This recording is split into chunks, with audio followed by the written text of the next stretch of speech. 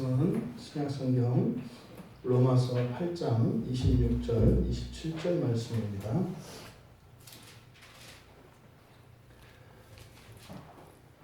우리가 한 목소리로 함께 로마서 8장 26절, 27절입니다. 같이 읽겠습니다. 이와 같이 성령도 우리의 연약함을 도우시나니 우리는 마땅히 기도할 바를 알지 못하나 오직 성령이 말할 수 없는 탄식으로 우리를 위하여 친히 간구하시느니라. 마음을 살피시는 이가 성령의 생각을 아시나니 이는 성령이 하나님의 뜻대로 성도를 위하여 간구하심이니라. 아멘. 설교의 제목을 성령의 탄식 이렇게 되어 있습니다. 그런데 그 뒤에는 물음표가 붙어 있습니다. 그래서 읽으면 성령의 탄식 이렇게 되는 겁니다.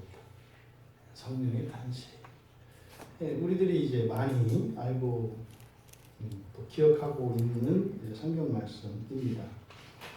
그래서 이제 보통 누군가를 위로할 때 성령의 탄식.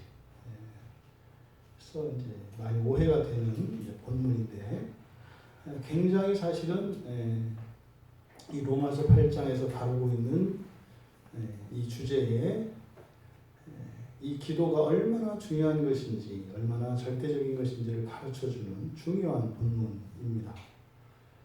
부디 오늘 이 말씀을 통해서 여러분들이 예수 그리스도를 더욱 닮아가는 그 일에 유익한 시간이 되기를 바라고, 이것이 단순한 사람의 지식이 아니라 하나님께서 우리를 위하여 주신 놀라운 복음이라고 하는 사실을 기억하시고 이 복음의 유익을 다 누릴 수 있게 되기를 바랍니다.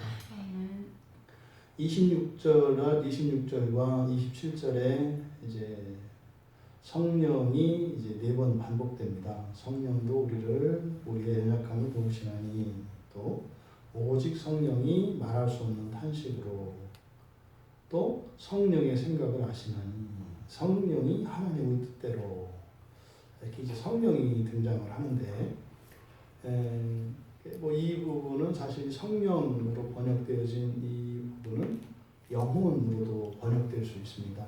사실은 굉장히 깊은 연구가 필요로 한 부분이 지금 우리말 성경에 나타나 있는 성령이라고 이제 되어 있는 이 부분이 연구되어져야 하는 부분입니다. 정리가 되어야 하는데 그게 되지 않습니다. 그리고 또 하나가 이제 영혼입니다. 영혼이라고 번역된 말도 헬라어에 서로 다른 의미를 가지고 있는 단어들이 영혼으로 번역되어 있기 때문에 사실 굉장히 중요한 주제인데 이게 막 얽혀 있어서 아직 풀어내지 못하고 있는 주제입니다. 이야기를 너무 거창하게 말씀드린 것 같은데, 어쨌든 우리가 이 본문을 볼 때, 여러분들이 성경을 보실 때 성령으로 되어 있는 이 말을 영혼으로도 교호적으로, 그러니까 함께 교체로 해서 사용될 수 있다라고 하는 인식을 가지고 계시면 여러분들이 성경을 읽으실 때 더 풍성한 이해를 하실 수 있게 됩니다. 그래서 지금 또 여기에서 정확하게 성경에서 성령이라고 말씀할 때가 있어요. 그 문제가 안 돼요. 그런데 그 영 이렇게 되어 있을 때입니다. 그 영이라고 되어 있을 때 그 영이 사람의 영혼을 의미하는지 성령을 의미하는지, 심지어는 영적 존재인 천사를 가리키는 것인지 이게 분명하지 않습니다. 물론 신약 성경에서 이렇게 영적 존재들을 가리키는 경우에는 그렇게 많지 않습니다. 주로 우리의 영혼과 성령에 대해서 이제 그 영이라고 사용을 하고 있기 때문에, 그런데 사실상 존재론적으로 우리 안에 계신 성령과 우리의 영혼을 엄격하게 구분하는 것은 불가능합니다. 영은 물질과 다르기 때문에 이렇게 선을 그어서 나뉘어지는 게 아니에요. 예를 들어서 이렇게 나뉠 수 없는 것, 이것을 칼로 물을 벤다 이렇게 이야기를 하는데, 물은 나눌 수가 없잖아요. 이제 그런 것처럼 이 영이라고 하는 것은 이렇게 물질이 아니라 영이시기 때문에 사실은 이 분리 자체가 불가능해요. 그래서 사실은 정확하게 구분할 수는 없습니다만 문제는 우리들에게는 어느 정도의 구분이 필요합니다. 그래서 종종 우리가 우리 안에 이렇게 성령이 주시는 생각인지 나의 생각인지 이걸 구분할 수가 없어요. 그래서 성령의 생각인지 나의 생각인지 굳이 알려고 할 필요 없어요. 그게 선한 것이냐 악한 것이냐만 알면 돼요. 그 기준은 성경이 주죠.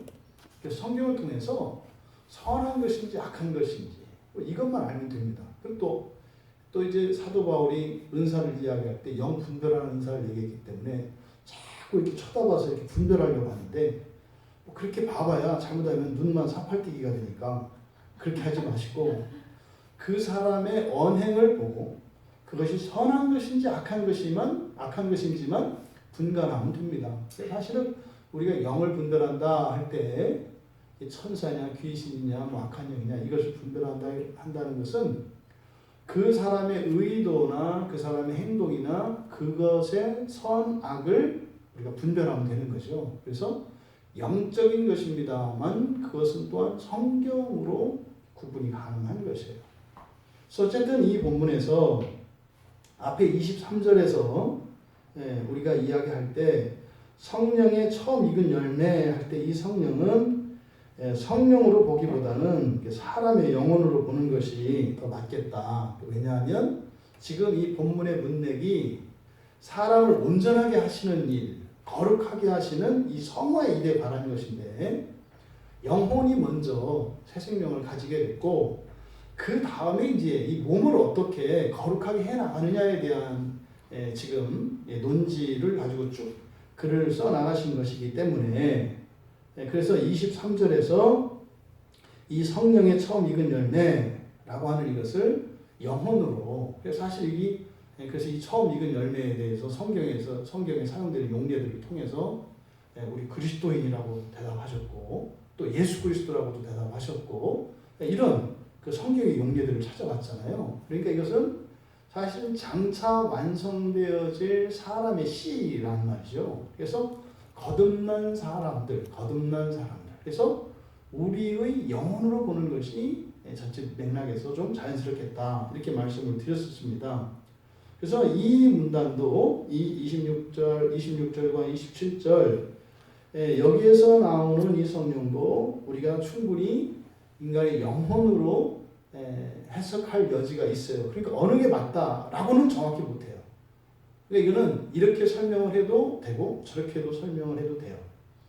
그래서 둘 다 설명을 하려고 했었는데 둘 다 설명을 하면 너무 헷갈려서 그래서 이거는 그냥 오늘 본문에 있는 말씀대로 성령으로 그냥 이제 설교를 하겠습니다. 왜냐하면 우리의 연약함에 대해서 이야기를 하기 때문에 그래서 몸과 영혼을 전인적으로 우리라고 통칭하고 있기 때문에 그냥 여기서는 이제 성령으로 독립적인 인격이신 하나님으로서 성령으로 그냥 해석을 하도록 하겠습니다. 그러면 먼저 26절의 시작이 이와 같이 이렇게 됩니다. 그러면 이와 같이는 바로 위에 있었던 그 문장을 이어지는 거예요. 그렇죠? 그럼 바로 앞에 25절의 내용이 뭐였습니까? 이렇게 눈에 보이지 않는 것은 장차 그리스도께서 이 땅에 다시 오셔서 이루실 그 나라입니다. 그러니까 사실은 우리들이 바라보는 구원의 소망이에요. 여러분들이 바라보아야 하는 진짜 그 소망. 그것이 바로 여기서 25절에서 보이지 않는 소망이라고 이야기를 한 거예요. 제가 여기서 이제 사명감을 느끼고 있어요. 모든 그리스도인들이 이 보이지 않는 것을 소망할 수 있도록 이 복음을 전해야 되겠다. 이 열망이 아마 이게 제 인생의 마지막 일이 될 것 같아요. 그러니까 저의 모든 것을 걸어도 될 만한 것을 사실 저는 평생 발견하지 못했어요. 근데 이것을 전하는 일은 그런 충분한 가치가 있다는 생각이 자꾸 들고 그것에 따라서 제 안에 심령의 변화도 일어나고 이렇게 이제는 저의 사역이나 인생의 모든 것들이 재정립되어 가고 있는 중입니다. 지금 너무나 많은 사람들이 구원을 모릅니다. 구원을 모릅니다. 진짜 구원을 모릅니다. 그렇다고 해서 다른 사람들이 이야기하는 게 구원이 아니냐? 구원 맞습니다. 구원 맞습니다. 그런데 진짜 구원, 그러니까 하나님이 우리가 기도할 때 잠깐 말씀드렸던 것처럼 하나님이 이 땅에 그렇게 오셔야만 했던 그 이유, 그러니까 오시지 않고도 이룰 수 있는 구원은 많았어요. 이 구약 성경에 보세요. 그때 뭐 하나님이 이 땅에 오시지 않으시고도 하늘 보좌에 계시면서도 이스라엘 백성들을 구원하시고요, 막 기적을 일으키시고요, 죽은 사람 살리고요, 다 하시잖아요. 근데 그런 것들과 차별되는, 그리고요 심지어 창세기 1장에 나오는 천지를 창조하신 것보다도 더 그것을 능가하는 무엇, 그것을 위해서 하나님 오신 거죠. 아멘. 바로 이것이 우리 구원의 정수이고 우리의 소망의 근국인 것입니다. 아멘. 부디 이 복음 진리가 참다운 구원의 복음이 여러분들에게 또 여러분들을 통해서 이웃들에게 온 열방에게 전해질 수 있기를 간절히 소원합니다. 그런데 그 소원을, 그 소망을 어떻게 해야 된다는 거예요? 보이지 않는 그 소망을 가지고 있다면, 그것을 바란다면 여러분들이 그저 예수를 믿고 얻을 수 있는 그 구원이 바로 보이지 않는 그 소망에 대한 것이라면 이거예요. 그러면 어떻게 해라? 참음으로 기다려라, 이렇게 말씀하셨어요. 참음으로 기다려라. 그러니까 여러분들이 그것을 누리려면 인내하면서 기다려야 된다고 이야기를 했어요. 나머지는 그렇게 안 기다려도 돼요. 나가셔서 알바를 하시든지 사람의 도움을 구하시든지 뭐 도둑질을 하시든지 뭘 하시든지 하면 이룰 수 있어요. 여러분들의 마음이 다부지지 못하니까 못하는 것뿐이지 다른 거는 다 할 수 있어요, 사실은. 그런데 절대로 할 수 없는 것, 보이지 않는 그 나라에 대한 소망이에요. 근데 그것은 어떻게 해라? 기다리라는 거예요. 인내하면서. 다른 방법이 없다는 거예요. 그런데 성령도 이와 같이 하신다는 거예요. 성령도 이와 같이 하신다. 놀랍지 않습니까? 하나님도 우리처럼 하신다고? 그러니까 단순히 인내하고 기다리는 일이 이게 우리들만의 일이 아니라 성령께서도 지금 그렇게 하신다고 말씀하신 거예요, 여러분. 여러분, 여기서요, 기다린다라고 하는 이 아펙데코마이라고 하는 말인데, 이 신약 성경에서 8번만 사용되는 아주 특별한 의미를 가지고 있는 단어예요. 그러니까 여기서 기다린다라고 하는 이 말이 참음으로 기다린다 할 때, 기다린다는 말이 일반적으로 사용하는 기다림이 아니고 이 단어는 매우 특별한 곳에만 사용돼요. 이게 이제 어디 사용되냐면 바울 사도는 고린도전서 1장 7절, 갈라디아서 5장 5절, 빌립보서 3장 20절에 사용을 하는데요. 전부 이때 기다리는 것은 예수 그리스도를 기다릴 때만 써요. 재림하실, 다시 오실 예수를 기다릴 때만 이 단어를 사용해요. 의도적인 거예요. 그러니까 달라요. 기다려도 기다리는 게 다르다고요. 그래서 마치 성소의 그 구약의 성전에 쓰이는 이런 성구들과 같이, 이런 지성물들과 같이 완전히 구별해 놓은 것처럼 이 단어를 바울 사도는 철저하게 보호합니다. 어떤 다른 것에 대해서도 쓰지 못하게 해요. 이거는 그냥 오직 그리스도를 기다리는 일에만 사용해요. 그러니까 이게 마치 성전에 쓰이는 7 등잔대나 이런 향단이나 이런 성소에 있는 성물들과 같이 이 단어를 구별해서 쓰고 있는 것을 우리가 알 수 있어요. 그래서 고린도전서 1장 7절에서는 그리스도의 오심을 기다린다. 그 다음에 갈라디아서 5장 5절에서는 믿음으로 의의 소망을 기다린다. 마찬가지. 의의 소망이라는 것은 완전하게 되는 거예요. 또 빌립보서 3장 20절에서는 하늘로부터 구원자 주 예수 그리스도를 기다린다. 다시 오실 예수를 기다리는 데에만 이 단어를 사용하고 있다. 그래서 히브리서 기자는 9장 28절에서 그렇게 기다리는 자들에게 그리스도께서 나타나셔서 구원에 이르게 하실 것이라고 이야기해요. 아멘. 그러니까 성경이 얼마나 아름답고 멋진지 몰라요. 그래서 히브리서를 보통 그래서 바울 사도가 많이 썼다고 하는 이런 증거들이 많이 나타나요. 물론 또 그렇지 않은 증거들도 있어요. 근데 이게 바울이 썼느냐 아니냐 상관없습니다. 근데 한 길을 향해서 가고 있는 똑같은 복음 진리라는 점에서는 다름이 없으니까 말이죠. 또 독특한 것은 이 단어를 다른 데서 딱 한 번 베드로 사도가 사용을 해요. 근데 베드로전서 3장 20절에 이걸 어디다 쓰냐면 노아가 방주를 만들잖아요. 120년 걸려서 방주를 만든다고요. 120년 동안 노아가 나무를 가서 나무 해오고 톱질하고 대패질하고 짜다 맞추고 하는 일을 120년을 계속 반복하거든요. 근데 베드로 사도는 그것을 뭐라고 해석하냐면 하나님이 기다리신 시간이라고 해요.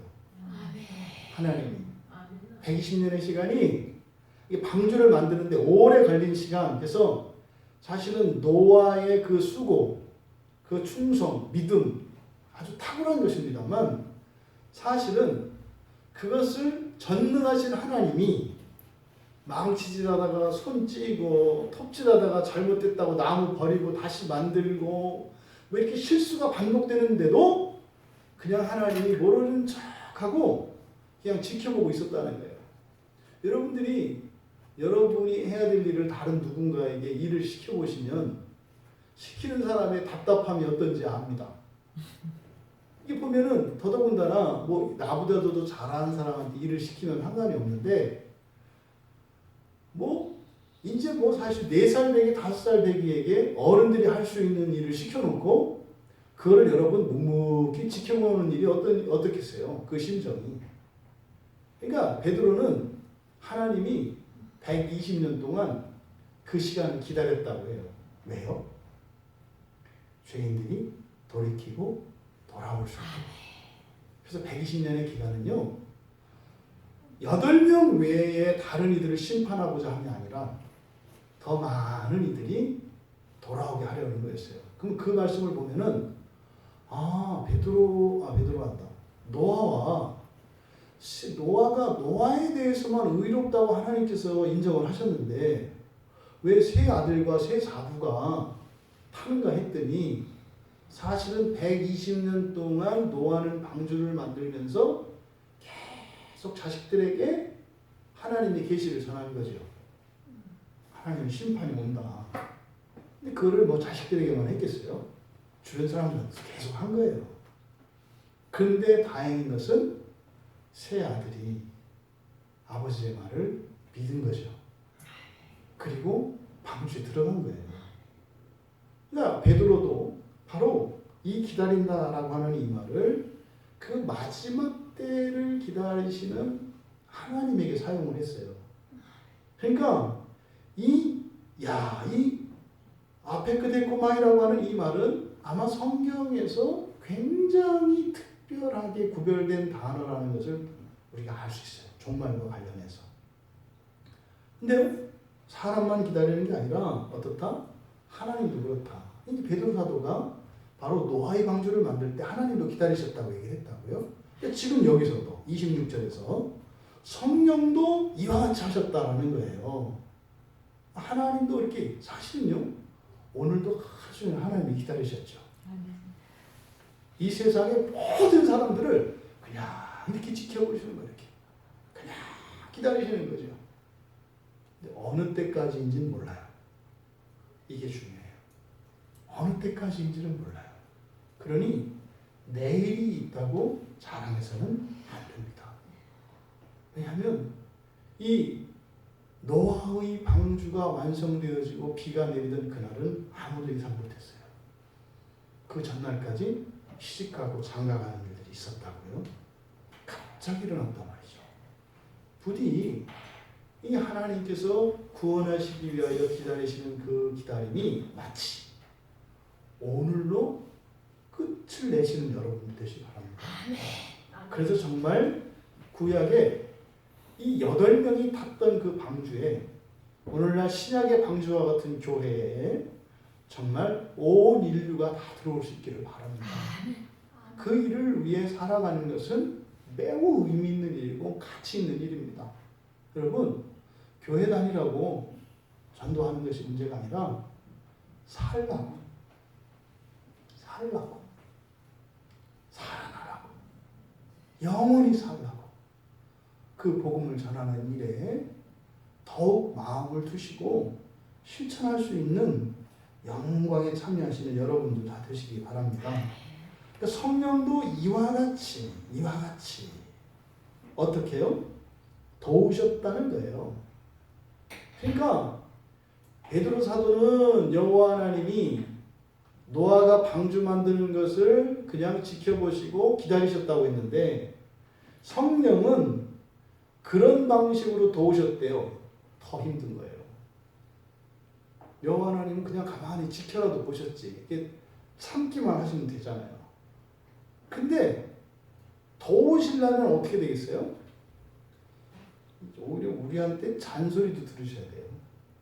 함께 하셔야 되니까. 근데 여기서 지금 강조되고 있거든요. 성령은 말이지 이런 거예요. 바로 성령께서 그와 같이 우리의 연약함을 도우셨다. 그와 같이 우리의 연약함을 도우셨다. 여러분들이 그렇게 생각을 하시면 돼요.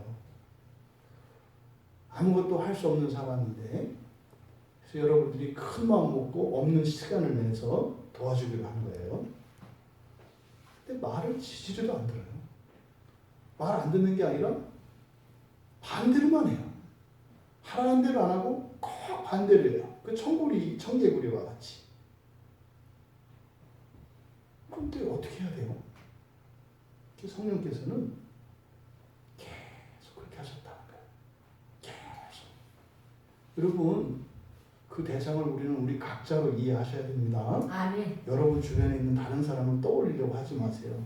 그거는 안에서 죄가 역사하는 거예요. 여러분의 모습을 떠올려야 돼요. 그치?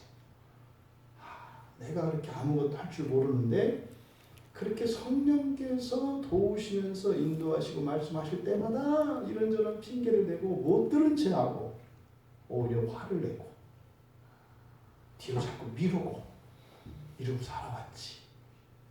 그게 지금의 나지. 이것을 여러분들이 발견할 수 있기를 바랍니다. 여러분, 바로 그 성령께서 바로 그 성령이 말이죠. 그렇게 하셨다는 거예요. 근데 여기서 우리가 돕는다라고 하는 이 말, 이 돕는다라는 말이 뭐 이렇게 세 개의 단어를 합쳐서 만든 단어입니다. 그래서 무지 길어요. 그래서 쉰, 안티, 람바노마이 이렇게 돼요. 뭐 안 모르셔도 돼요. 저도 이거 모르겠어요. 쉰, 안티, 람바노마이. 근데 이게 왜 이 말씀을 드리냐면 이 단어의 의미가 무엇인지를 나타내고 있기 때문이에요. 그래서 쉰은 함께라는 뜻이에요. 안티라는 것은 반대쪽이라는 뜻이에요. 람바노마이라고 하는 것은 붙든다는 뜻이에요. 그래서요, 함께 반대편에서 붙들고 있다 이런 뜻이에요.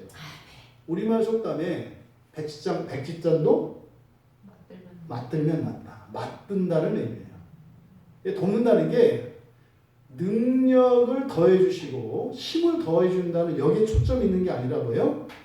맞들고 있는 거에 초점이 있어요. 여기서 도움이라고 하는 것은 우리는 힘이 없고 성령은 능력이 있으시니까 도와주시고 도움을 받고 원조의 개념이 아니에요. 이건 뭐예요? 함께예요. 함께. 2인 삼각경기 하는 것처럼 함께 가는 것에 초점이 맞추어진 단어예요. 그러니까 돕는다는 말은 누가 도와주고 도움을 받는 것에 우리는 벌써 더 집중이 된다고요. 이 단어는 그런 생각하시면 안 된다. 성령이 함께 하신다는 것을 강조하고 있는 겁니다. 그래서 성령께서 우리를 돕는 방식이 이런 방식이라는 거예요. 그러니까 성령께서 혼자 들어서 갖다 주시는 일은 절대로 없다는 거예요. 이거를 여러분 잊으시면 안 돼요. 함께 하시는 거예요. 이게 보통 하나님의 섭리를 이야기할 때 이제 하나님이 이 창조 세계를 어떻게 꾸려가시는지. 그래서 그때 우리가 협력이라고 해요. 이 협력이라는 게 바로 요 단어예요. 이 쉰 안티람바노마이, 람바노마이라고 하는 이 말이 바로 그 협력을 의미하는 겁니다.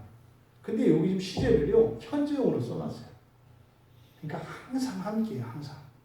그러니까 여러분들이 무엇을 하실 때 있잖아요. 혼자 하시는 법이 없고 늘 한쪽 끝에서 성령께서 살짝 들고 계신가 봐요.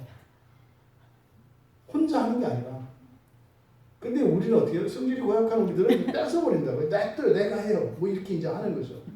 뭐 이렇게 천천히 오시고 막 이래. 그러다가 이제 넘어져서 코 깨지는 거죠.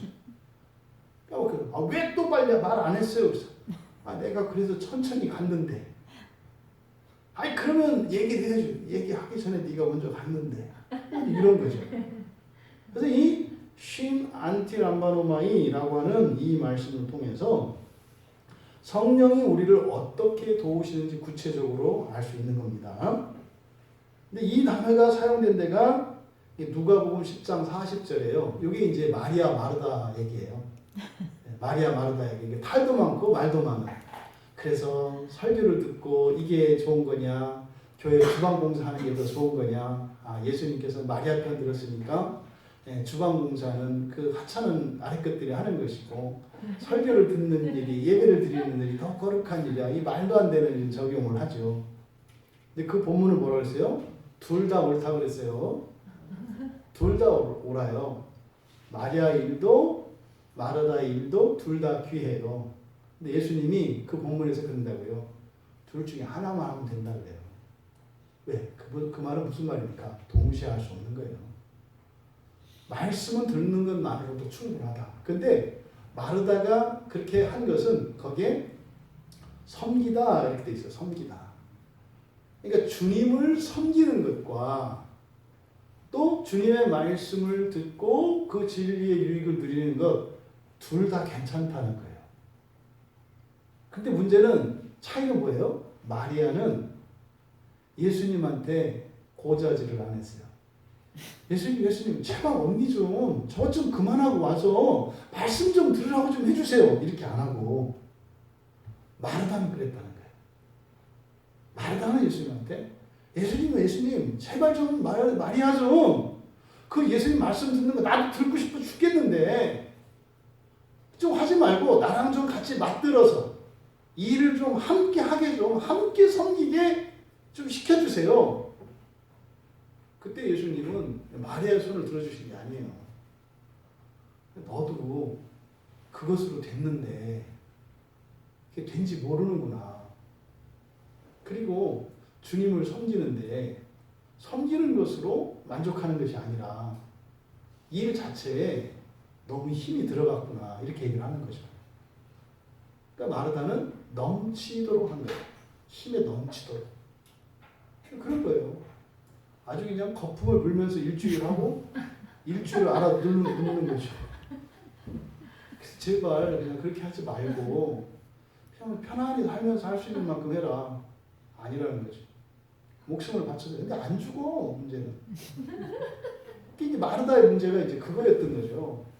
섬기든지 하나님의 말씀을 듣든지 둘 다 섬기는 거라는 거죠. 그래서 둘 다 괜찮아요. 하나면 족하다. 예수님의 답은 그거거든요.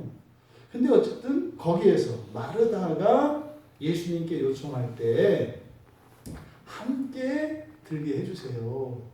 그러니까 그 음식을 준비하는 일에 함께 할 수 있도록 해주십시오. 여러분이 하나님을 사랑하는 일에 함께 해달라고 기도하시나요? 좋은 의도로 하죠, 그때는. 여러분이 주님의 사랑을 알게 되면 주님 이 사랑을 우리 가족들이 우리 지체들이 다 알게 해주세요. 아멘. 좋은 마음으로 하잖아요. 너무 좋아서 화나나요? 우리 그 정도까지는 안 돼요. 그러니까 마리아가 이제 화를 낸 것은 그 섬김의 의미를 잘못 알고 있었고 지나쳤다라고 하는 것을 그 본문을 통해서 아는 거죠. 어쨌든 바로 거기에 사용된 단어가 이 쉰 안티 람바노마이라고 하는 말이에요. 성령이 함께 하신다. 함께 하신다. 그런데 성령이 도우셔요. 근데 도우시는 방식이 함께 돕는다 그랬어요. 우리가 손 떼면 성령도 손 놔버리십니다. 이걸 잊으시면 안 돼요. 어떤 일을 우리가 하나님께 구할 때 손을 놔버리고 하나님이 알아서 하실 것이다. 하나님은 전능하시니까. 하나님은 사랑이시니까. 하나님은 내 마음의 중심을 하시니까. 내가 뭘 아는지 아시겠지? 그리고 나를 밀리달라. 성령도 올 때까지 기다리신다. 잊으시면 안 돼요. 그런데 여기서 무엇을 돕는다고요? 우리의 연약함을. 여기서 조심하셔야 됩니다. 연약함만 나오면 우리는 바로 엎드려요. 그냥. 그치, 우리는 연약한 존재이지. 그래서 여기서 그 연약함, 우리의 연약함을 죄로 인해서 타락한 인간의 본성으로 일반화시키려고 하면 안 돼요. 이게 그럼 포괄적으로 넓어진다 이 말이에요. 여기서 말하는 이 연약함, 연약함이라고 하는 이 말은 이것은 바로 앞에 그와 같이 이와 같이 그러니까 25절에서 이야기한 거예요. 이와 같이 성령도 우리의 연약함을 도우신다 그랬으니까 이 우리의 연약함이라고 하는 것은 앞에 연결되어 25절에 있는 내용과 연결되어 있는 거예요. 그럼 25절에 있는 내용이 뭐라고요? 보이지 않는 소망을 기다리는 거였어요. 그 소망을 기다리는 거. 그런데 그 보이지 않는 소망을 우리가 인내하면서 견딜 수가 있어요, 없어요? 없다 이 말이에요. 그게 안 돼요, 문제는. 그러니까 제가 이렇게 설명을 하면 그렇지. 첫째 부활을 바라보고 가야지. 예수님이 재림하시면 이 세상이 주님의 나라가 되니까 그렇지. 그때로 해서 살아야지. 그런데 나가면 까먹지. 집에 가면 생각 안 나지. 근데 교회 오면 생각나지. 이걸 얘기하는 거예요. 여기서 연약함은 그냥 전체적인 이게 아니에요. 지금 그 소망과 관계되어 있는 겁니다. 그 소망. 우리의 연약함. 그러니까 그런 우리를 바라보시되 함께 하시면서 인내하면서 기다릴 수 있도록 도우신다는 거예요. 그런데 그 기다림에 성령도 함께 하신다. 성령도 함께 하신다. 그러니까요, 우리 교회의 원칙이 뭐예요? 잘하는 사람 위주가 아니라 못하는 사람 위주 맞는 거죠. 성령이 일하는 방식이에요. 잘하는 사람은 빠른 사람을 늦은 사람의 발을 맞춰줄 수 있어요. 물론 속은 답답해요. 하지만 느린 사람은 절대로 빠른 사람에 맞춰 갈 수가 없어요. 그런 사람들은 계속 낙오돼서 떨어지기 마련이죠. 그 성령께서, 전능하신 성령께서 무기력한 우리들에게 보폭을 맞추시면서 그렇게 인내하면서 기다릴 수 있도록 도우신다는 겁니다. 그러니까 여기서 말하는 그 약함이라고 하는 것은 그 소망을 기다릴 수 없는, 무슨 말입니까? 잃어버릴 수밖에 없는 연약함이에요. 잃어버릴 수밖에 없는 연약함. 지금 수천 년 동안 그 소망을 우리는 잃어버리고 살았다고요. 지금도요. 지금도 많은 그리스도인들이 이상하잖아요. 주님이 한 분인데, 하나님의 말씀이 한 분의 책인데, 교회도 하나인데 왜 그렇게 싸워요? 왜 그렇게 자꾸 사분 오열되고 왜 그래요? 소망이 다르기 때문입니다. 바라보는 소망이 다르기 때문에 방향이 안 맞는 거예요. 방향이. 이게요, 여기서 말하는 우리의 연약함이라는 거죠. 그래서 그 약함, 이 연약함을 일반화시키지 마라. 왜요? 그러면 보이지 않는 그 소망, 첫째 부활이라고 하는 인간의 완성, 이 재창조라고 하는 그 초점이 흐려진다고요. 그리고요, 사실은 여기에 초점은 우리의 약함에 있는 게 아니에요. 성령의 도우심에 초점을 두고 있는 거예요. 우리는 자꾸 약함을 바라보게 되면요, 스스로 자기 연민에 빠지게 돼요. 나는 약해서, 나는 이래서, 이런저런 핑계들을 자꾸 안에서 만들어내는 이유가 뭐냐면 자기 연민에 빠져있기 때문이에요. 이렇게 되면요, 발전이 없어요. 성장과 성숙은 불가능합니다. 단지 뭐예요? 나를 불쌍히 여겨달라는 거예요. 근데 지금 여기서 초점은 그게 아닙니다. 그런 연약함을 도우셔서 어떻게 하시려고 하는 거예요? 인내로 기다리셔서 그 소망을 따라 힘있게 견디면서 기다리며 살아갈 수 있도록 하려고 하는 게 초점이라고요. 아멘. 그래서 절대로 이 연약함에 끌려서는 안 된다. 정반대죠. 연약함을 핑계댈 수 없다는 거예요. 나는 그 잘 안 믿어줬어요. 이런 얘기 하지 말라는 거예요. 번지수가 틀렸다는 얘기예요. 정반대죠. 이렇게 성령께서 지금 우리의 연약함을 도우시나니라고 한 여기는 사실은 사도 바울이 성령님의 그 답답한 입장을 사실 나타내는 거예요. 한편 답답하실 그 성령이 계셔서 우리는 사실은요, 이룰 수 있다는 거죠. 우리도 소망이 되는 거예요. 그러니까 하나님의 무한히 참으시는 그것이 우리의 절대적인 안전과 성취에 대한 보상이 되는 거예요. 이 얘기를 지금 하고 있는 거죠.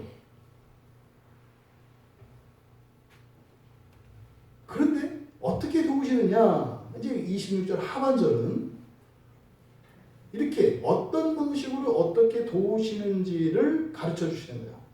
성령이 우리의 연약함을 도우셔요. 근데 어떻게 도우시느냐? 기도를 도우신다는 거예요. 기도를 도우신다. 기도를 도우신다. 우리말 성경에는 우리는 마땅히 기도할 바를 알지 못하나 오직 성령이 말할 수 없는 탄식으로 우리를 위하여 친히 간구하시느니라. 이 본문 말씀을 정확히 이해하실 필요가 있습니다. 여기서 여기에는 사실 이제 접속사 왜냐하면이 빠져 있는 거예요. 그래서 왜냐하면 성령께서 우리를 위해 우리 편에 서시기 때문이다. 여기 이제 직역을 한 거예요. 우리 편에 서시기 때문이다. 성령이 우리 편에 서신다. 그러니까 기도를 도우시는데 여기서 성령께서 말할 수 없는 탄식으로 우리를 위하여 친히 뭐 한다고 그러셨어요?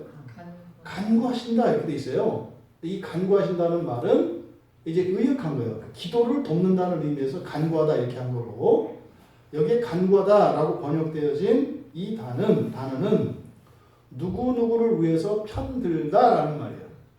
그러니까 성령께서 어떻게 하신다? 우리 편을 드신다. 우리를 위하여 간구하신다. 이게 하나의 단어예요. 우리 편에 서신다. 이런 겁니다. 우리를 위하여 우리 편에 서신다. 성령께서 우리를 도우시는데 뭘 돕는다? 우리의 기도를 돕는다는 거예요. 근데 기도를 도우시는데 어떤 방식으로 도우신다? 우리 편에 서신다 이 말이에요. 우리 편에.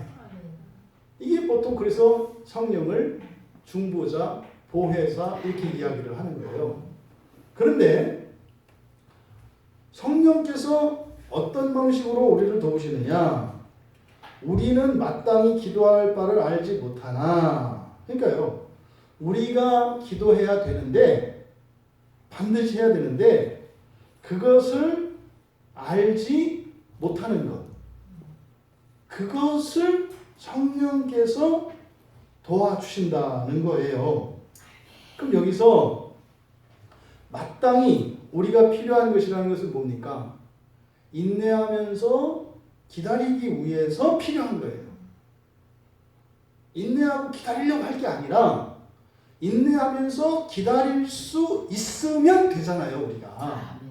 근데 내가 그렇게 인내로서 기다리는 사람이 되려고 하지 않고 그냥 그대로인 상태에서 할 수 없는 일을 하려고 용쓰다가 넘어지고 그러다가 다시 한번 또 그걸 그만둘 수 없으니까 또 나와서 용쓰다가 넘어지고 이런 방식이 잘못된 방식이죠.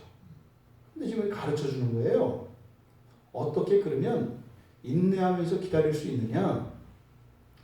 인내하면서 기다릴 수 있는 사람으로 우리가 변해가야 한다는 거예요. 그런데 그렇게 변화되어지는 일에 중요한 은혜의 수단이 뭐라는 거예요? 기도라고 하는 것을 가르쳐 주시는 거예요. 그렇게 할 수 있도록 우리가 필요한 무엇을 하나님께 기도해야 되는데 그게 뭔지를 모른다는 거죠. 그래서 그것을 성령께서 도와주신다는 거예요. 어떻게? 우리 편에 서서. 그러니까 마치 그런 거죠. 합심 기도회 같은 이런 거죠. 뭘 기도해야 될지 모르니까 성령님이 자 우리 같이 기도합시다 하고 기도 제목을 얘기해 주는 거죠. 이렇게. 이 얘기를 하는 거예요. 이것을 간구한다 이렇게 한 거예요. 자칫 잘못하면 마치 하나님, 성부 하나님께 우리에게 필요한 것을 우리가 구할 수 없으니까 성령님이 우리와 함께해서 그것을 얻을 수 있도록 도와주신다는 쪽으로 이해하기가 쉬워요. 왜? 성령이 간구하신다고 되어 있으니까. 그렇게 가서는 안 돼요. 이 본문은. 그러니까 이것은요. 우리가 반드시 우리의 연약함을 극복하기 위해서 필요한 것을 기도해서 하나님께 얻을 수가 있는데 그것을 기도하지 못해요. 기도하지 못하는 이유는 뭐라고요? 뭘 기도해야 될지를 몰라서. 여러분들이 종종 경험하잖아요. 기도하려고 눈만 감으면 그냥 우주가 펼쳐지잖아요. 우주가 이렇게 막 끝도 없는 우주. 그래서 그 어둠 속을 막 헤매다가 눈에 시신경이 잘못되어 있으면 뭐 떠다니고 그러잖아요. 그것들이 그거 보다가 놀다가 예, 그렇죠. 그것도 이제 뭐 명상에 빠졌다가 막 이렇게 하잖아요. 이런 거요. 그러니까 기도할 바를 알지 못한다는 거예요. 뭐가? 우리의 존재 너머에 있는 것을 우리는 알 수 없죠, 사실은. 우리는 여러분들이 알고 있는 단어 수만큼 생각해요. 그래서 이 언어가 중요한 게 그거예요. 이 언어, 이 단어의 개념을 아는 것만큼만 생각할 수 있어요. 상상도 그 안에서만 하는 거예요.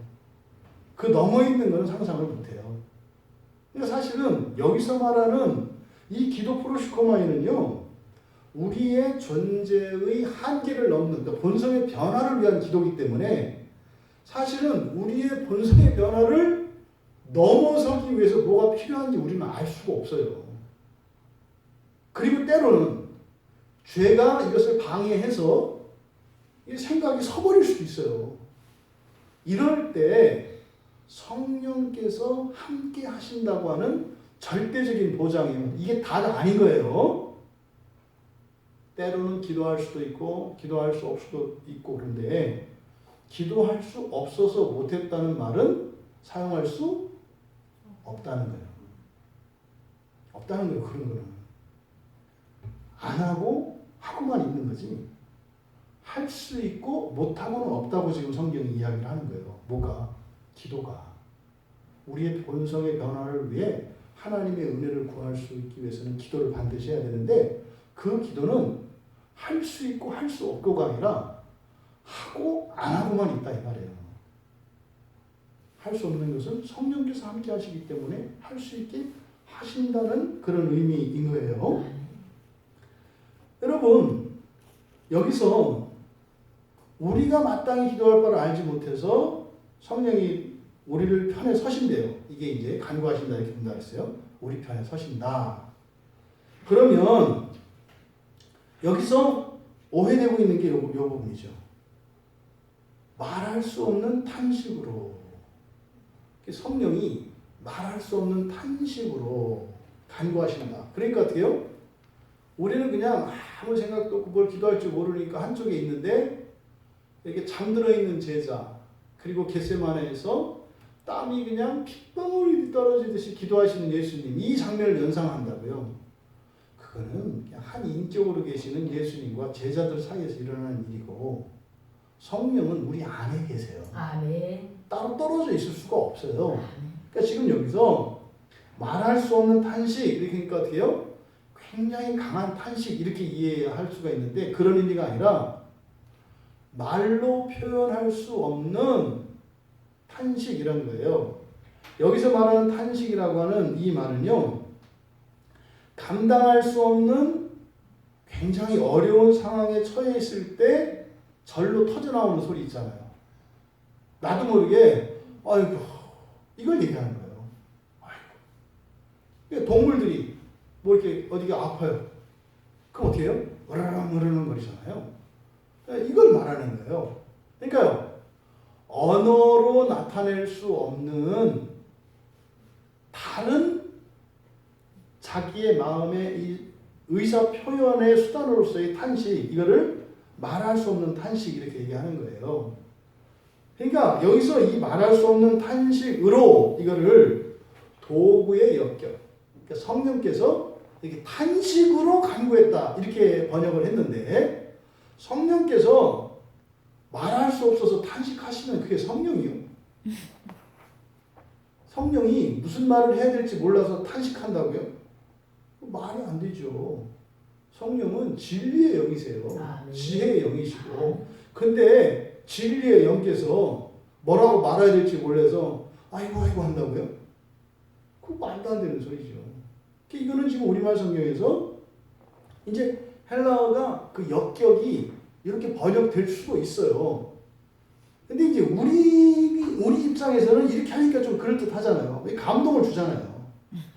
성령이 이거 말 수 없는 탄식으로 여러분들을 위해서 간구하시는데 어떻게 여러분들은 여러분들을 위해서 그렇게 아무렇게 기도도 안 하고 그럴 수가 있어요?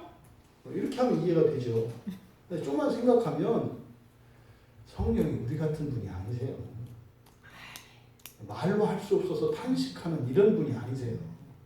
그러니까 여기서 말할 수 없는 탄식으로 라고 되어 있는 이것은 사실은 도구적인 역계가 아니라 목적으로 봐야 돼요. 그래서 이렇게 말로 하지 못하고 탄식할 수밖에 없는 게 누구예요? 우리죠, 우리. 앞에 23절에 가보시면 이미 거기서 얘기했단 말이죠. 그뿐 아니라 또한 우리가 곧 성령의 처음 익은 열매를 받은 우리까지도 속으로 탄식하여. 이 탄식은 누가 해요? 우리가 하는 거예요. 우리가 하는 그 탄식을 도우신다는 거죠. 왜요? 어떻게 기도해야 될지 모르니까. 그러니까 여러분들이 정말로 큰 일을 맞닥뜨리고 어디 도움받을 데가 없어서 하나님 앞에서 나와서 기도하려고 그러면요. 어디서 어떻게 기도를 시작해야 될지 몰라요. 여러분, 큰 일이 났어요. 근데 이거는 뭐 이렇게 수습할 수 있는 게 없어요. 근데 큰 일은 막 벌어지고 있어요. 응? 근데 하나님한테 기도하려고 해요. 여기서 되게 정리가 돼가지고 기도가 안 나와요. 아이고 소리만 나오는 거예요. 아이고 하나님 아이고 어떻게 해요? 어떻게 아이고 이런 거죠. 이게 기도하지 못하는 우리의 상태예요. 그 첫째 부활이 뭔지를 알겠고 거기 안 가면 지옥에 들어가서 정화의 기간을 거쳐야 된다니까 가면 안 되거든 거예요. 그런데 뭐 간절한 뭐 이렇게 생각이 안 나는 거예요. 근데 어떻게 해요? 답답하죠. 한숨만 나오죠. 이걸 말하는 게 우리. 그런 우리와 함께 하신다는 거죠. 그런 우리를 위해서 우리 편이 되어 주신다. 이게 26절의 하반절의 얘기예요. 성령께서 도우시는데 바로 뭘 도우신다? 우리의 기도를 도우신다. 기도를 도우신다. 여기서 우리가 얻을 수 있는 기도에 관한 교훈을 하나 얻을 수 있어요. 여기서. 그죠? 그러니까요. 정확히 무엇을 어떻게 기도해야 될지 모를 때 그래서 기도 안 한다고 얘기를 하거든요. 그럴 때라도 기도하면 성령께서 기도자의 마음을 헤아려서 대신 하나님께 전해주신다는 거예요. 네. 그러니까요. 기도의 시간을 반드시 가지셔야 돼요. 오히려 내가 뭘 기도해야 될지 모를 때, 막막할 때, 이럴 때 더욱 기도하셔야 돼요. 여러분 스스로 여러분의 기도에 만족하지 못한다고 해서 하나님도 그 기도에 만족하지 못한다 생각하시면 안 된다 이 말이에요. 왜요? 그 기도의 끝을 성령께서 함께 붙들고 계신 거예요.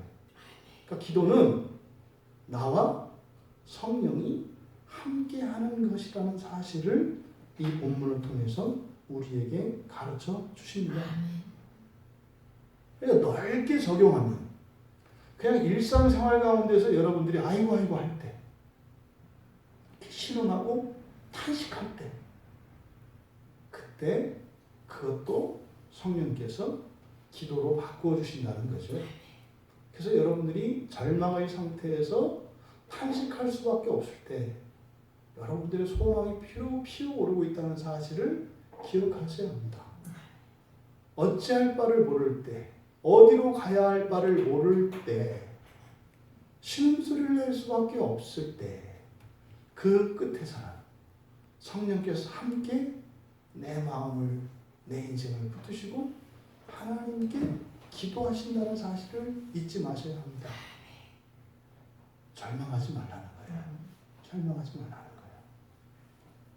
또한 지금 성령께서 탄식하는 우리를 도우시는 이것은 사실은 비상적 수단이에요. 기도를 계속 이런 방식으로 해서는 안 된다 이 말이에요. 아이고 하나님 난 뭘 기도해야 될지 모르겠어요. 아이고 맨날 죽는 소리만 해서 안 된다 이 말이에요. 왜? 성경에 이렇게 써있대. 우리가 이렇게 어찌 기도할 수 없으면 성령이 항상 그 끝에 있어서 도우신다네. 나는 그냥 아이고 하면은 하나님이 알아서 하신다네. 이렇게 하면 안 돼요.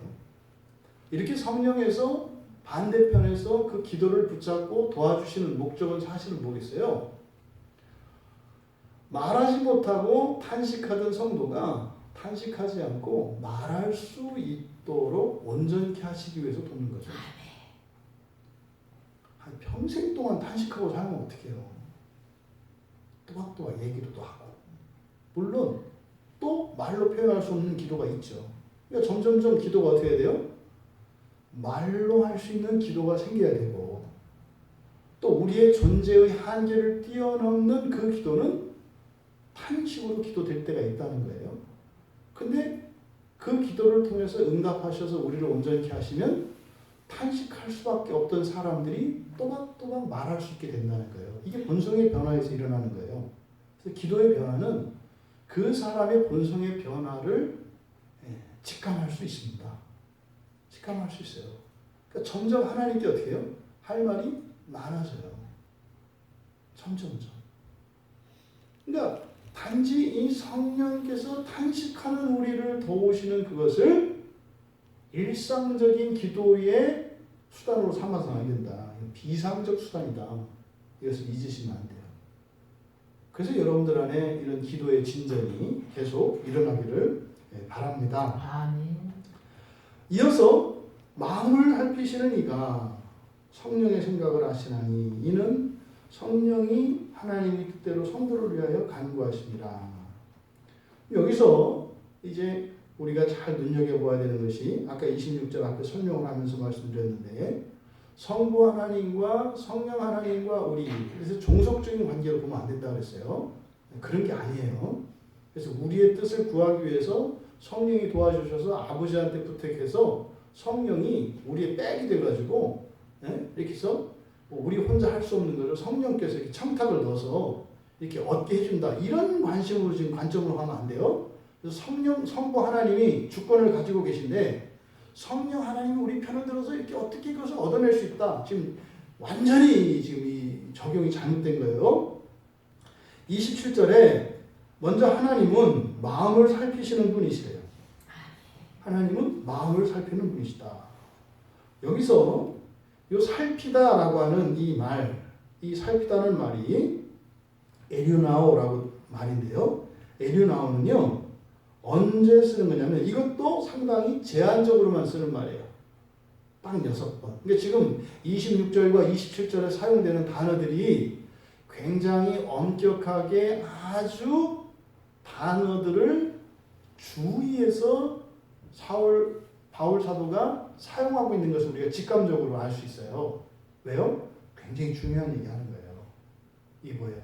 우리의 본성의 변화에 관한 것이거든요. 그럼 여기서 살핀다. 마음을 살피시는 하나님, 살피다 이렇게 되어 있는데요. 이 단어는 지금 이 본문과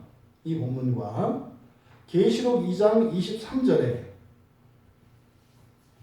하나님이 사람의 마음을 살필 때 이 단어를 사용해요. 딱 2번만. 그리고 나머지 4번은요. 성경을 탐구하고 하나님의 깊은 뜻을 살피고 이때만 사용을 해요. 그러니까 하나님의 마음이죠. 하나님의 마음을 살필 때 쓰고 또 하나님이 우리의 마음을 살필 때만 쓰는 거예요. 그러니까 하나님도 우리의 마음을 살피시고, 그러니까 하나님은 우리의 마음의 중심을 아신다네. 그랬을 때 그 뒤에 어떤 질문이 들어야 돼요? 너는? 이 질문을 안 해요, 사람들이. 하나님은 내 마음을 아신다네? 너는? 내가 어떻게 알아? 이게 문제예요. 여러분, 두 사람이 사랑을 하고 교제를 해요. 근데 한 사람이 나는 당신을 다 알아요. 그랬을 때, 와, 저 사람이 나를 다 아는데, 와, 좋다. 근데 문제는 이 사람이 저 사람은 전혀 몰라요. 이게 정상적인 관계예요? 안 되죠. 사실은 우리의 마음을 살피시는 하나님, 그럴 때 우리는 뭘 느껴야 돼요? 하나님은 정말 나의 모든 것에 대해서 관심을 가지고 나에게서 눈을 떼지 않고 계시구나. 이렇게 받아들여야 되는데 제법에만 관심이 있어서 내가 돈 얼마 필요한지 아신다는 얘기지. 내가 뭐 원하는지 아신다는 얘기지. 얼마나 지저분한가 봐요. 얼마나 속물이에요. 관계론적으로 그럼 우리가 얼마나 하나님에게 무관심한가를 봐야죠. 하나님이 우리의 마음속에 중심을 살피신다면 겉으로 드러나는 우리의 행위들에 대해서는 어떻게 했어요? 더 살피지 않으시겠어요? 네? 자꾸 이렇게 보이지 않는 마음만 생각하지 마시고 이거는 깊은 네 마음속까지 나 다 들여다보고 있어. 다 관심 있어. 이 말은 뭐예요? 당연히 우리가 일상생활에서 드러나는 우리의 언행과 우리의 삶의 모든 것에 대해서 관심을 가지고 계시다는 것을 우리가 염두에 둬야 되고, 또 하나, 하나님은 그렇게 나한테 관심을 갖고 있는데 그렇게도 관심이 없는 나의 이 몰인정함과 배은망덕함과 이 세상 사랑이 얼마나 지독한가를 우리는 봐야 되는 거죠. 하나님이 우리의 마음을 살피셔요. 근데 하나님이 이 지구상에서 일으키는 일들도 우리는 못 알아요. 눈치도 못 채요. 내 몸에서 일어나는 변화를 통해서 하나님이 그것을 바라보고 느끼실 그것조차 생각도 안 해요. 그냥 내 마음대로 내 입장에서만 살아가고 있어요. 근데 하나님은 우리의 마음을 살피신다. 요한복음 5장 39절과 7장 52절에 성경을 탐구하고 하나님의 뜻을 탐구한다 할 때 이 단어가 사용되고요. 고린도전서 2장 10절과 베드로전서 1장 11절에 하나님의 깊은 뜻을 살핀다고 할 때 이 단어가 사용돼요. 그러니까 이 살피는 것은요. 하나님과 하나님을 사랑하는 신자들 사이에서 서로에 대한 관심을 나타내는 말이에요. 살피다는 말. 여러분, 하나님이 우리에게 관심을 가지시는 것만큼 우리도 그렇게 하나님께 관심을 가질 수 있기를 바랍니다. 내가 어떠한 삶을 살았을 때 하나님은 그 삶에 관심이 있어요. 우리의 삶에. 그러면 우리의 그 삶에 대하여 하나님이 가지실 그 마음에 드는 그것을 우리 또한 살필 수 있는 우리들이 되기를 바랍니다. 근데 왜냐하면 이렇게 돼 있어요. 마음을 살피시는 하나님이 성령의 생각을 아신다 이렇게 되어 있거든요. 그러면 여기서 생각이라고 하는 이 단어는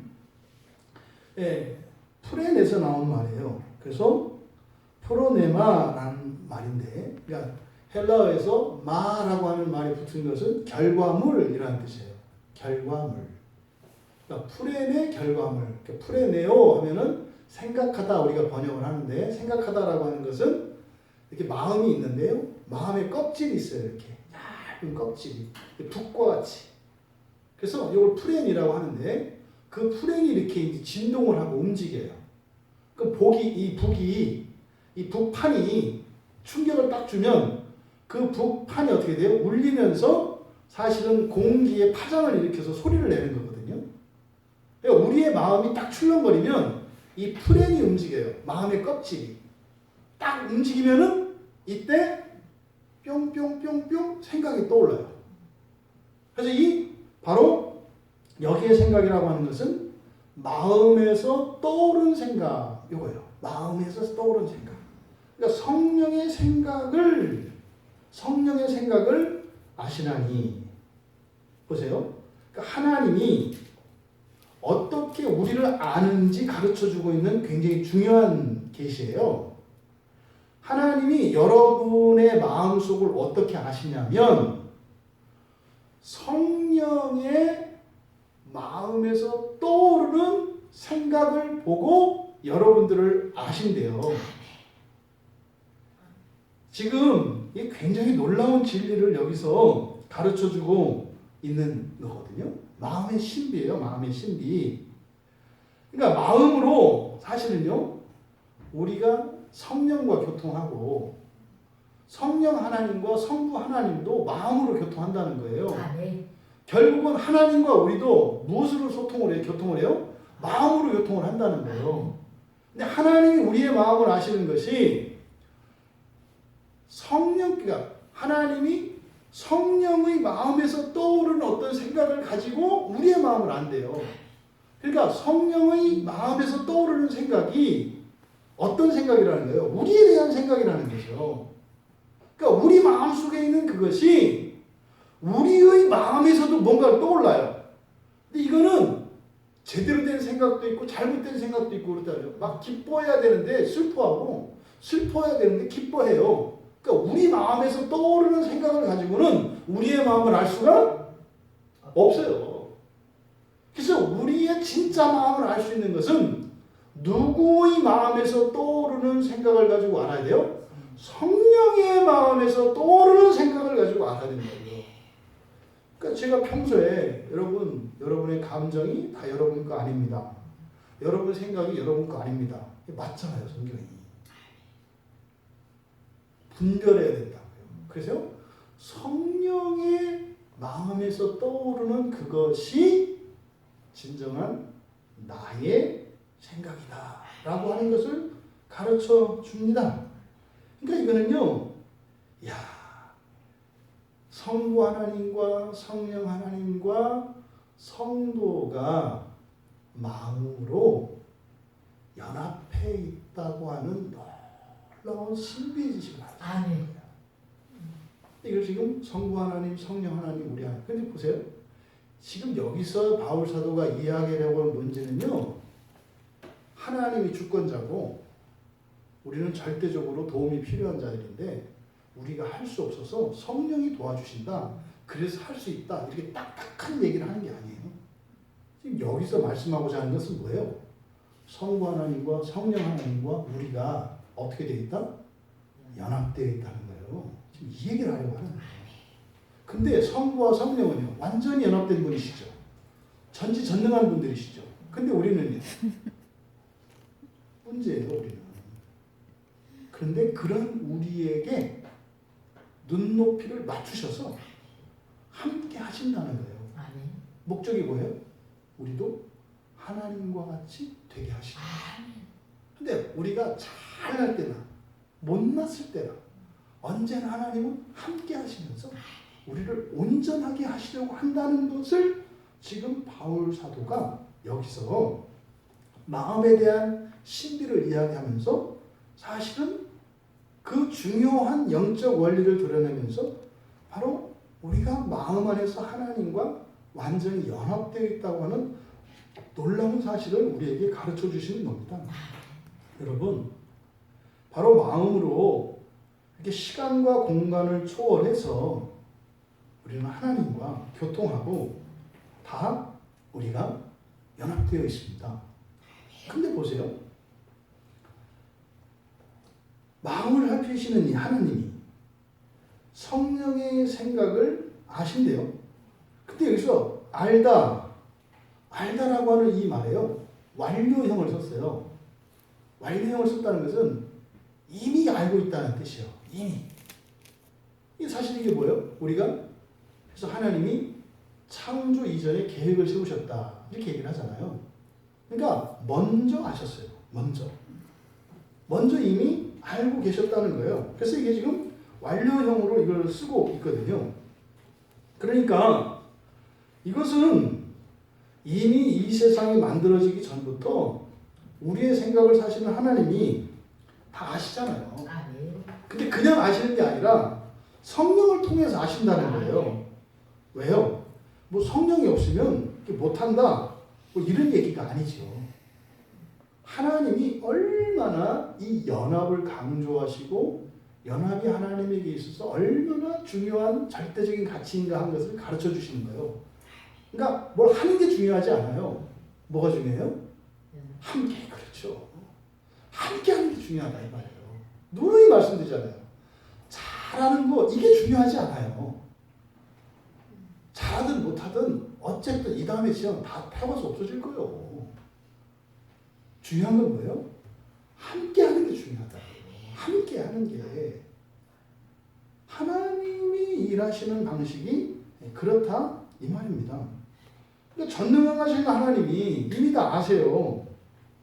그런데 왜 성령의 간구 때문에 성령의 마음의 그 생각을 가지고 우리를 안다고 하시냐고요. 그러니까요. 성부, 성자, 성령 삼위일체만이 아니라 성부, 성자, 성령, 성도가 하나로 있는 거야. 앞서서 살펴보았던 것처럼 그것을 통해서 또 어떻게 해요? 피조물까지도 완전한 하나를 이루시고자 하시는, 그래서 하나님을 우리가 하나님이라고 하는 거예요. 하나님.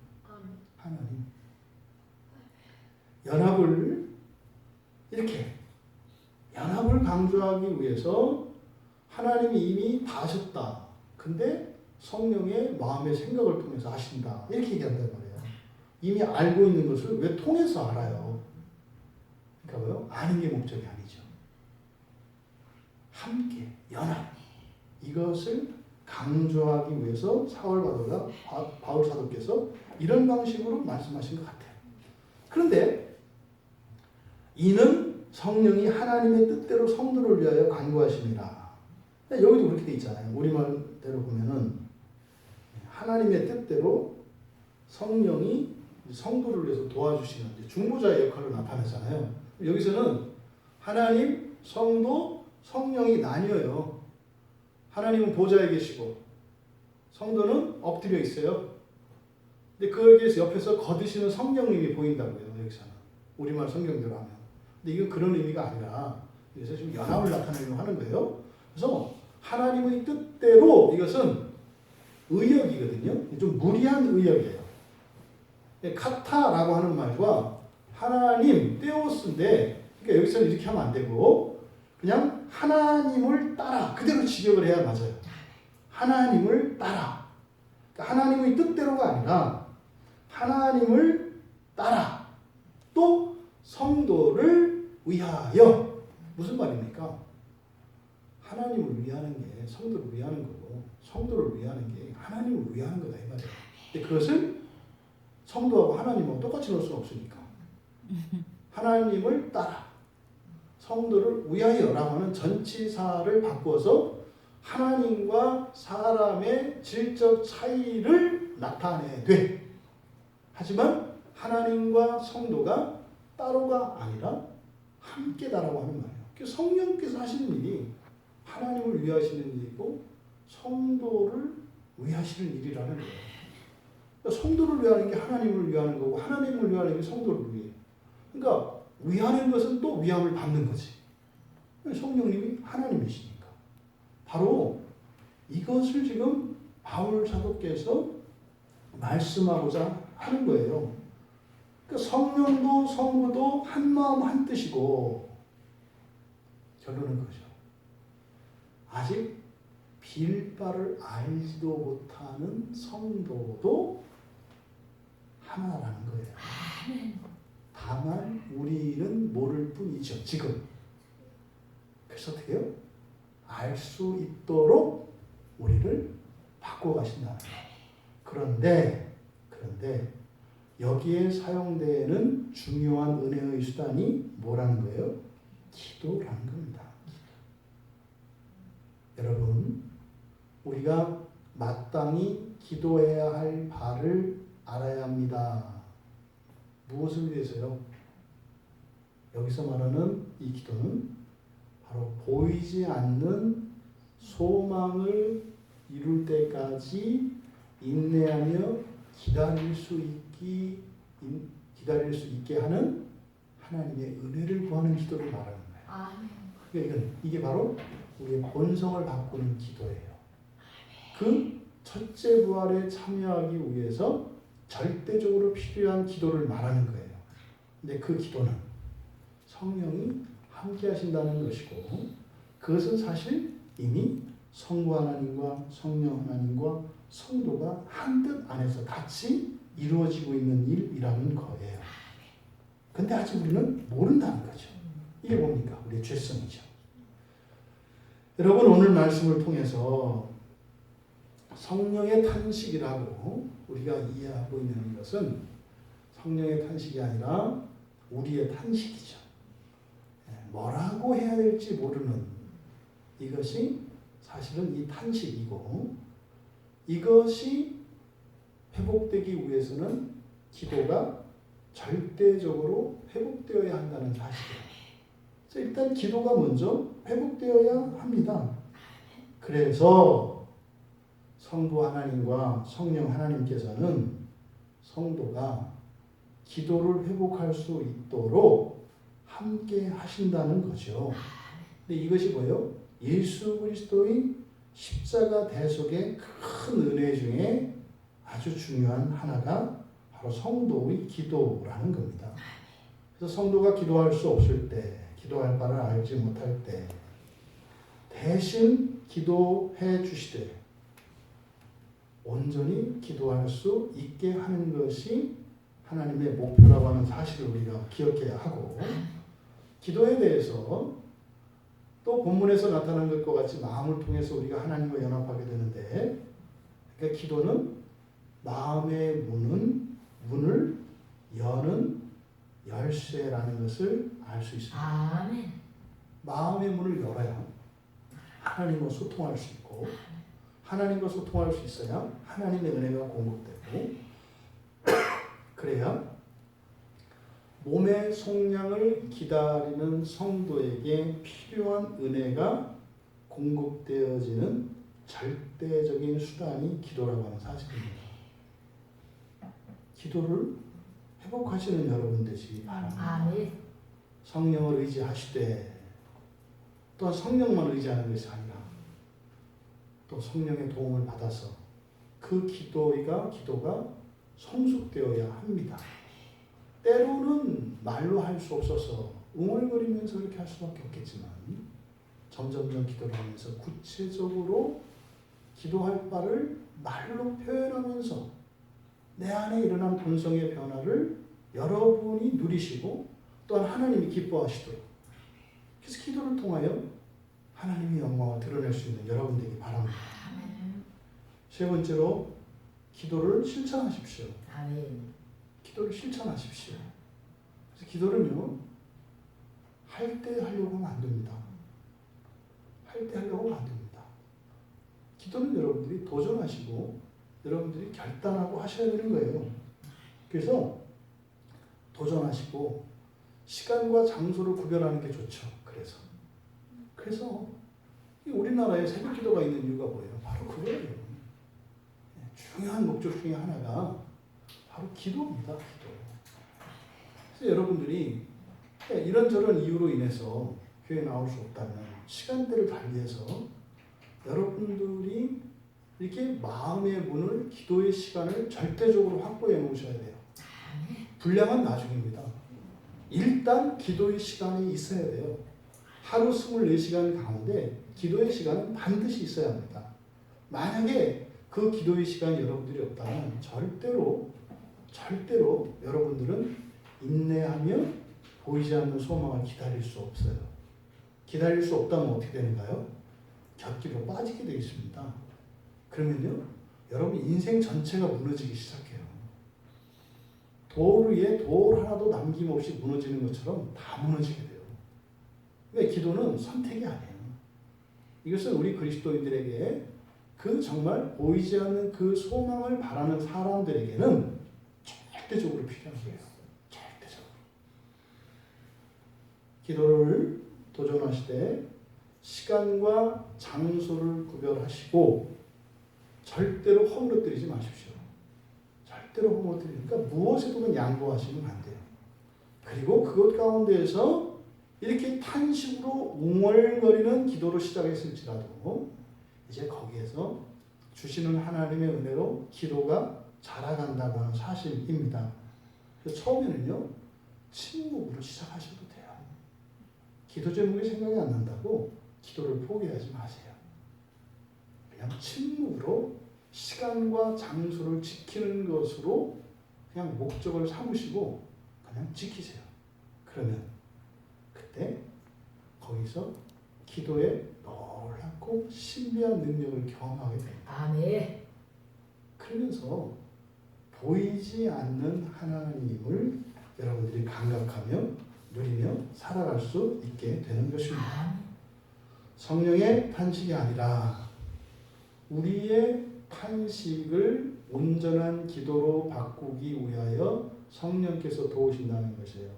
근데 이것은 우리의 첫째 부활과 직결되어 있다고 하는 사실. 기도를 단순한 종교적 의무나 실천으로 생각하지 마시고 실제적이고 여러분의 첫째 부활에 직결되어 있다고 하는 사실을 기억하셔서 그 기도의 유익을 누리시고 또한 구체적으로 기도를 여러분 혼자 하는 것이 아니라 성령께서 함께 하신다고 하는 그 사실을 통해서 단순히 그 유익만을 누리실 것이 아니라 함께 하시는 성령과의 교제가 일어나기를 바랍니다. 그래서 기도하면서 여러분들이 공부도 되는 거예요. 가르쳐 주시거든요. 여러분의 감정도 다스려지거든요. 지혜도 생기고요. 아니 사람한테 배우는 것보다 성령께 배우는 게 훨씬 크지 않겠습니까?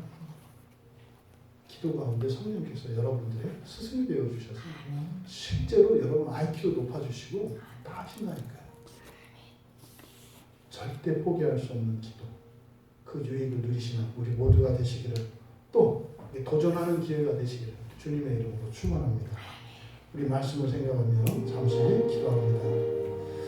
하나님, 탄식으로라도 기도할 수 있게 도와주시고 정말 아무 말 할 수 없을 때조차 성령께서 내 기도에 저 반대편을 붙들고 계셔서 내가 무엇을 원하고 있는지 무엇을 구해야 할지도 모를 때조차도 성령께서 하나님께 내 마음을 전해주시고 또 그 과정을 통해서 그저 내 뜻을 이루는 하나님의 뜻을 실현하는 그것보다 더욱 중요한 것은 마음 안에서 이 기도를 통하여 일어나는 교제입니다. 연합입니다. 하나님 기도의 신령한 세계를 경험하게 하시고 어떤 목적을 위하여 물론 이 절대적인 필요가 있는 것이지만 그것이 모든 게 아니라 기도를 통하여 인격적으로 하나님과 교제하고 그렇게 하나님과 함께하는 그 기도 자체가 우리의 의미가 되고 기쁨이 되고 행복이 되는 우리가 될 수 있도록 은혜를 달라고 우리 같이 기도합니다.